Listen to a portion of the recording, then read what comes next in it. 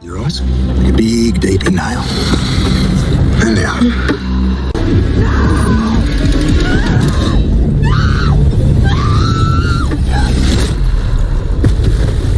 Welcome aboard. We've been for ourselves. We're sharks. I'm nothing like that. Who's this?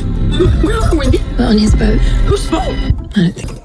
Ready to lose sleep over your next TV addiction? If you're the kind of person who says just one more episode and then looks at the clock to find it's 3 a.m., you're in the right place. Whether you're into heart-pounding action, gritty crime thrillers, eerie fantasy worlds, or sci-fi that messes with your mind, this list is stacked with pure gold. Welcome to Binge Watch with Sidz, where we don't just recommend shows, we warn you about the ones that'll hijack your weekend. I've handpicked 10 brand new series that are shaking things up right now. They're bold, binge-worthy, and almost impossible to pause once you start. So grab your snacks and silence your notifications, because once we hit number 10, there's no turning back. Number 10, Murderbot, 2025.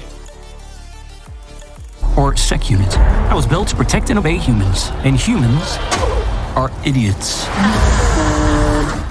Based on the award-winning book series The Murderbot Diaries by Martha Wells, this show gives us a protagonist that's unlike anything else on this list, or honestly, in most sci-fi shows. Meet Murderbot, a part machine, part sentient security android that's broken free from its corporate leash. But instead of going full Terminator, all this thing really wants to do is binge TV shows and avoid humans. Same, right? But unfortunately, the universe has other plans. Murderbot keeps getting dragged into life or death missions with messy humans, shady corporations, and creepy alien worlds. And here's where it gets interesting. It's not just about blasting enemies or escaping danger. It's about identity, freedom, and what it means to be a person. The writing here is razor sharp, and the emotional depth totally caught me off guard. If you love intelligent sci-fi that mixes action with real heart, Murderbot will definitely grab you, especially if you've ever wanted a sarcastic, socially anxious android as your new favorite character. Number 9, Duster, 2025.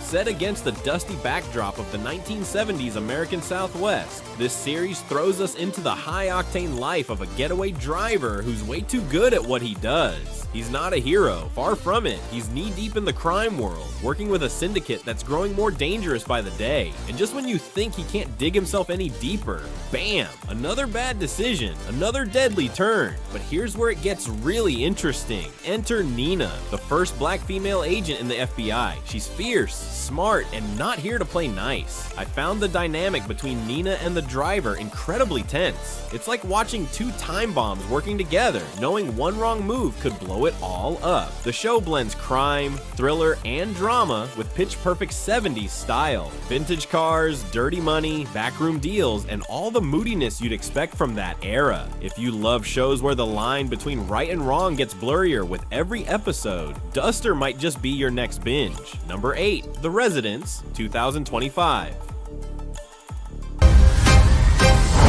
You've made this very dramatic. Thank you. Set inside the White House, The Residence pulls back the curtain on the people who live and work in the most powerful building in the world. But it's not politics front and center here. It's murder. A shocking death sends ripples through the staff quarters, and suddenly the polished surface of presidential life starts to crack. Enter Detective Cordelia Cupp, sharp, relentless, and thrown headfirst into a case where every hallway has a secret and every conversation feels like a chess match. What I loved here is how the show doesn't just rely on whodunit vibes. It digs deep into the personal lives of staff members, revealing emotional backstories, hidden agendas, and tangled loyalties. Honestly, it feels like Knives Out had a baby with House of Cards. And with the constant tension of being inside the White House, where everything is watched, everything is political, the stakes feel sky high. Each episode peels back another layer of the mystery, keeping you guessing right until the finale. Add in a top-tier cast and razor-sharp writing, and The Residence turns into one of those shows you start and then accidentally finish in one weekend. Number 7, Sherlock and Daughter, 2025. Not believe that you are my offspring. Fine. I'll solve Mama's murder. Alright, Kicking off our list with a bold reimagining of a classic, Sherlock and Daughter. Yeah, you heard that right. The world's most famous detective might just have a kid. Or does he? The show wastes no time throwing us into the mystery. After a brutal murder leaves young American Amelia Rojas without her mother, she crosses the ocean to London, searching for answers and possibly her long-lost father. Enter Sherlock Holmes, cold, brilliant, and absolutely convinced she's not his daughter. But as fate would have it, they're about to become one hell of a team. I personally love the dynamic between the two. It's sharp, unpredictable, and at times even emotional. And let's not forget Professor Moriarty, because what's a Sherlock story without his iconic nemesis lurking in the shadows? It's not your typical Holmes tale. This one feels younger, edgier, and loaded with modern flair, but it doesn't disrespect the roots. Number 6, The Librarians. The Next Chapter, 2025. Souls, demons, or magic. This one picks up the torch from the cult favorite franchise, and let me tell you, it lights it up in a whole new way. This time, we follow a time-traveling librarian from the past who somehow lands in our present-day chaos. Sounds simple, not even close. In trying to get back home, he accidentally lets loose a wave of wild magic that starts tearing through the continent like an invisible storm. Now the world's out of balance, and he's got a big problem on his hands. Enter a brand new team of librarians, each one quirky, brilliant, and carrying a very specific set of skills. It's kind of like Ocean's 11 if the job was saving reality and not robbing casinos. One thing I really enjoyed about this series is the tone. It doesn't take itself too seriously, which is refreshing in a fantasy show. There's a great balance of mystery, humor, magical mayhem, and those heartfelt moments that sneak up on you when you least expect them. If you've missed the magical charm of the original Librarian series, this next chapter brings it back in style, with better effects, tighter writing, and a whole new crew to fall in love with. Number 5, The Bondsman, 2025. If you fail to process any demons assigned to you, Step on it.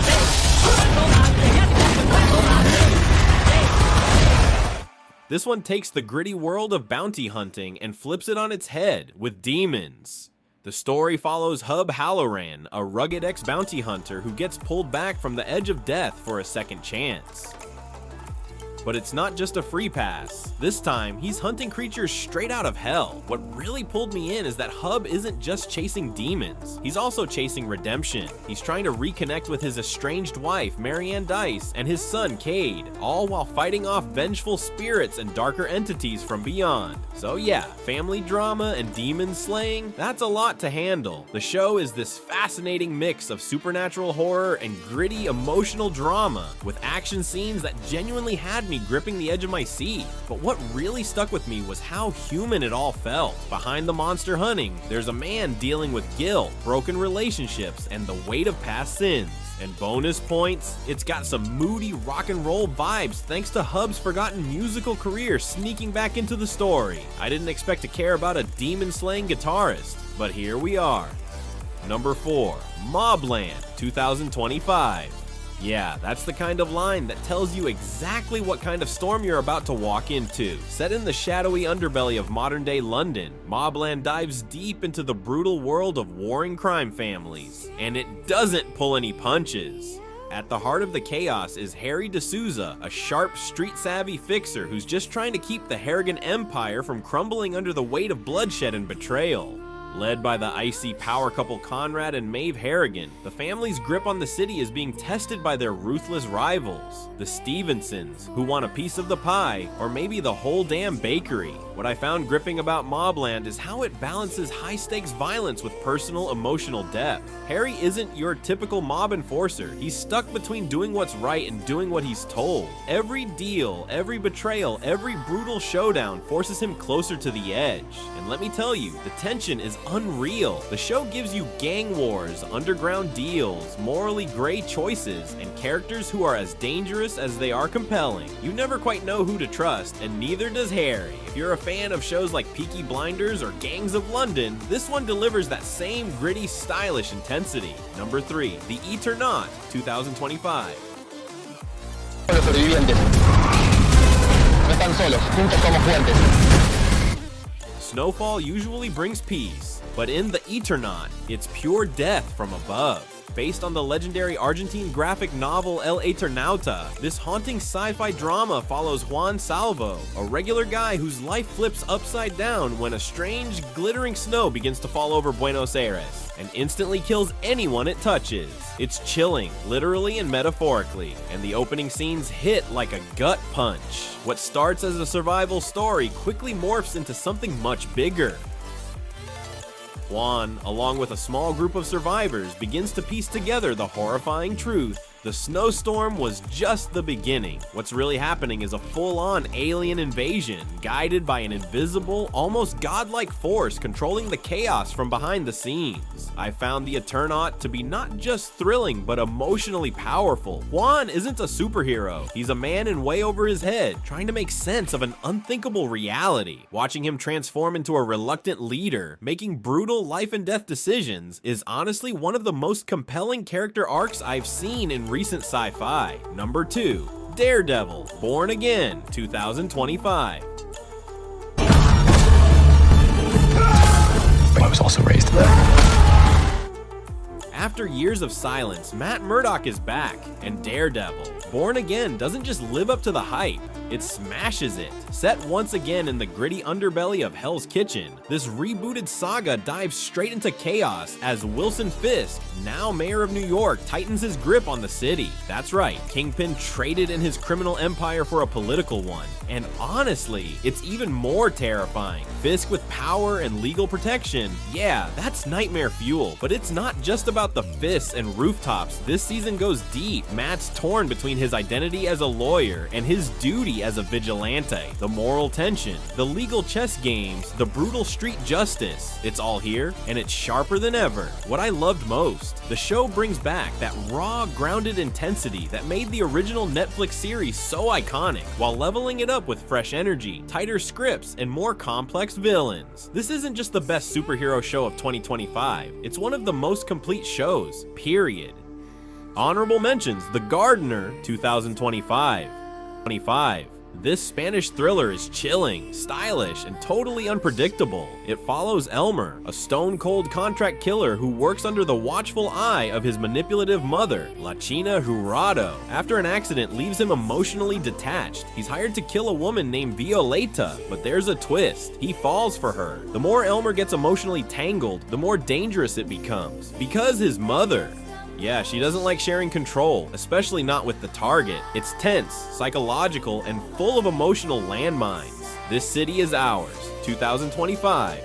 This one leans into the emotional side of crime. It follows Michael Cavanaugh, a hardened gangster whose entire life has been built on loyalty, violence, and street codes. But when he falls for Diana, a woman far outside his world, he begins to question everything. The tension comes from within. His love becomes a reason to change, but also a vulnerability in a world where weakness can get you killed. Think The Sopranos meets Romeo and Juliet, but with a lot more bullets. Prime target, 2025. Imagine a mathematician whose equations could bring down every security system on Earth. That's Edward Brooks, and his groundbreaking research into prime numbers turns him into the most wanted man on the planet. This fast-paced thriller pairs him with NSA agent Taylor Sanders, and together they uncover a shadowy conspiracy involving global surveillance, cyber warfare, and the kind of secrets that people would kill to protect. Super sharp, super intense. Prime Target is a brainy thriller that never lets up. Number 1, Paradise, 2025. Please. You need to leave this alone. Baby, I need you to do exactly. This gripping conspiracy thriller follows Xavier Collins, a Secret Service agent caught in the middle of a murder mystery that could unravel what's left of society. The setting, a massive underground bunker buried deep in Colorado, where the remnants of humanity have been hiding out for 3 years since a global doomsday event wiped out the surface. Now, inside this so-called paradise, the former president is dead, and Xavier was the last person to see him alive. Cue the paranoia, the accusations revelations and the spiraling web of lies. I absolutely love the bunker setting. It feels claustrophobic and intense, like the walls are closing in with every secret uncovered. And believe me, this place has secrets, hidden agendas, shifting loyalties, backroom deals. Everyone's watching and no one's innocent. As Xavier tries to clear his name, he dives headfirst into a maze of political mind games, personal betrayals, and a terrifying possibility that someone or something else is pulling the strings from the shadows. Paradise is part mystery, part psychological thriller, and all tension. If you're into shows like Designated Survivor or Bodyguard, but want something darker and more dystopian, this is your next binge. And that wraps up our list. If you've made it this far, tell me in the comments, which show are you watching first? And don't forget to like, subscribe, and ring that bell so you don't miss more binge-worthy recommendations right here on Binge Watch with Sidz. Until next time, happy watching.